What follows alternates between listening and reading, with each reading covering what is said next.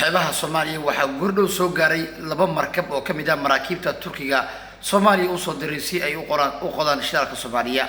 ila wareedyo kala duwan ayaa tilmaamay in maalmihii la soo dhaafay maraakiibtan safar iyo socod dheer ba u soo galeen sidii xeebaha Soomaaliya u soo gaari lahaayeen waa labadii markab ee loogu talagalay inay qodaan shidaalka Soomaaliya waxaa kor kala socda diyaaradaha dagaalka maraakiib iyo doomo casri ah oo dawladda Turkiga ay leedahay ila wareedyo kala duwan ayaa warbaahinta Xuransi waxay u sheegeen in dawladda Turkiga ay bilowday qaabka ugu fudud ee loo soo saari karo shidaalka Soomaaliya iyadoona ugu dambeyn Ankara ay tilmaamtay in qalaasaha siyaasadeed geeska Afrika ka jira aanay hakad geli karin howlahooda iyo isku daygooda guud ee ku aadan in shidaalka Soomaaliya ay soo saaraan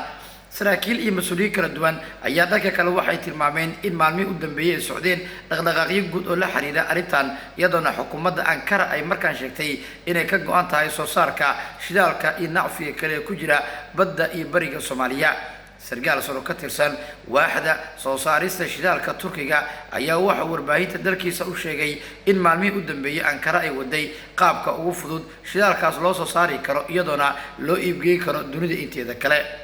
xubno sare oo ka tirsan aqalka madaxweyne Erdogan ayaa waxay xaqiijiyeen in maalmihii u dambeeyay dawladda Turkiga ay sidoo kale ay dhinaca waday howlaha shirqooyinka Soomaaliya in saldhigyo ay ka samaysanayso dhanka iyo deegaano ku dhow Boosaaso iyo Berbera deegaanada Puntland iyo Somaliland waxaana wararka ay tilmaamayaan in arrintan uu qayb ka yahay heshiiska loogu talagalay sugidda amniga badda kaas oo ay dawladahan ay hore wada gaareen waa Soomaaliya iyo dhanka iyo Turkiga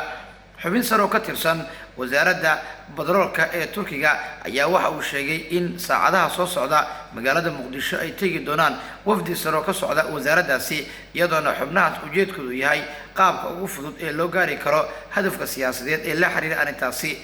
ila wareedyo kala duwan ayaa dhanka kale waxay warbaahinta Xuransi u sheegeen in maalmihii u dambeeyay ay socdeen dhaqdhaqaaqyo guud oo la xiriira arrintan iyadoona mas'uuliyiinta sidoo kale diiradda ay saarayaan in la kordhiyo howlgalladaasi guud ee ku aadan in la sugo amniga xeebaha Soomaaliya iyo in sidoo kale diiradda la saaro qaabka ugu fudud ee loo gaari karo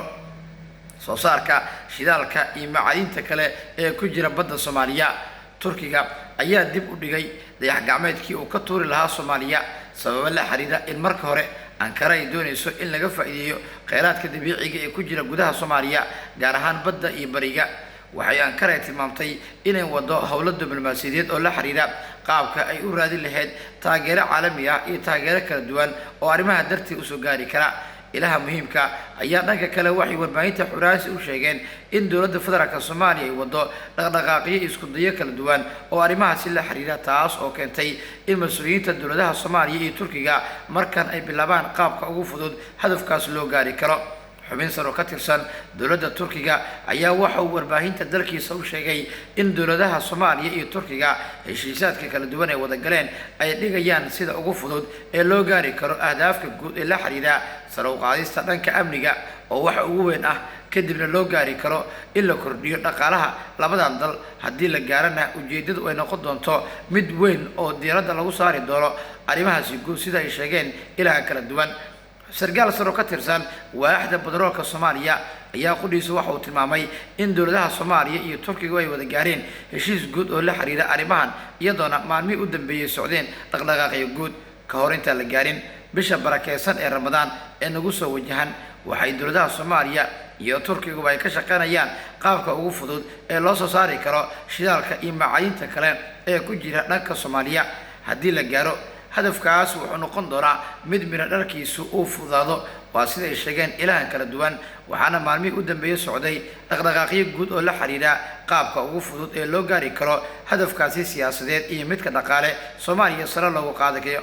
Turkiga ayaa waxa uu tilmaamay in maalmihii u dambeeyay ay wadeen dhaqdhaqaaqyo iyo abaabul guud oo arrimahaas la xiriira iyadoona dawladda federaalka Soomaaliya ay sheegtay in arrimahaas guud ay ku soo beegmayaan xilli dawladaha Soomaaliya iyo Turkiga ay wada gaareen heshiis guud oo ay ku xoojinayaan amniga iyo dhaqdhaqaaqa la xiriira dhanka ganacsiga wixii warar iyo dhacdooyin arrimaha ka soo kordha baahinteena tarixta warbaahinta Xuransi ku daawo waad ku maasan tahay daawashada iyo ku xirnaanta janaalkayga